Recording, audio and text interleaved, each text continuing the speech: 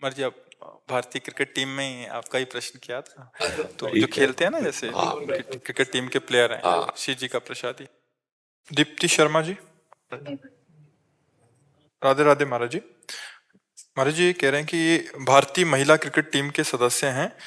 महाराज जी ये कह रहे हैं कि इनका एक प्रश्न है कि जीवन में कई बार ऐसा समय आता है कि चाहकर भी अच्छा प्रदर्शन नहीं हो पाता, जिसकी वजह से उस वक्त मन में बहुत नकारात्मकता आ जाती है। उस वक्त के लिए क्या उपाय करें कि वो नकारात्मकता ना रहे और हम अच्छा प्रदर्शन कर पाए? पहली बात तो संयमी पुरुष हर क्षेत्र में सफलता प्राप्त करता है। जो संयमी पुरुष होता है, हमें एक दोष होता है कि जैसे हमें थोड़ी कहीं सफलता मिली तो हम फूल जाते हैं और संयम छोड़ देते हैं। अगर संयम और अभ्यास ये दोनों का हमारे जीवन में योग हो तो कभी कोई परास्त नहीं कर सकता और कभी हम असफल नहीं हो सकते। संयम शब्द याद कर ले और अभ्यास, रोज अभ्यास, जिस विषय में हमें सफलता प्राप्त करनी, और ब्रह्मचर्य संयम। जब तक हम सफलता प्राप्त नहीं करेंगे तब तक हम विषयों का सेवन नहीं करेंगे। जो विषयी अपने यहाँ थोड़ी कमी यही होती है कि जहां हुआ तो भारी प्रोत्साहन मिलता है और भारी प्रोत्साहन में वो अभ्यास और संयम दोनों को छोड़ देता है, इसलिए असफल हो जाता है।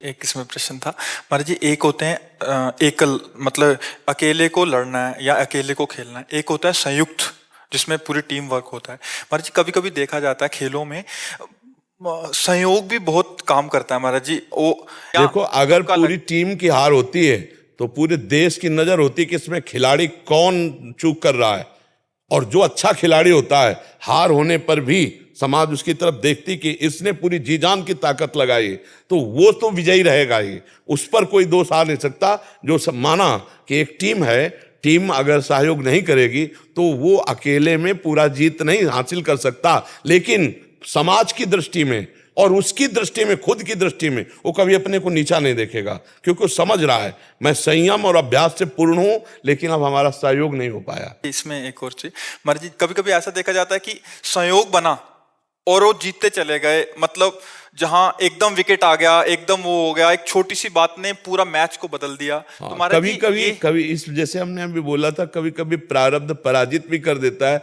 तो कभी कभी प्रारब्ध विजय भी दिला देता है। अगर हमारा शुभ प्रारब्ध है तो कभी कभी ऐसा हुआ कि जाते जाते हम जीत गए, गिरते गिरते हम जीत गए। हाँ, पूर्व जो प्रारब्ध है वो पूर्व अपना अधिकार रखता है, क्योंकि सांसारिक क्रियाएं, कोई भगवत प्राप्ति तो है नहीं, तो शुभ अशुभ बड़ा अपना प्रभाव रखता है। तो अगर कभी कभी ऐसा लग जाता है कि बड़ी असावधानी होने पर भी विजय प्राप्त हो जाती है और बड़ी सावधानी होने पर भी कभी कभी हार हो जाती है, तो शुभ अशुभ प्रारब्ध पर हम इसको को ज्यादा जोर नहीं देते।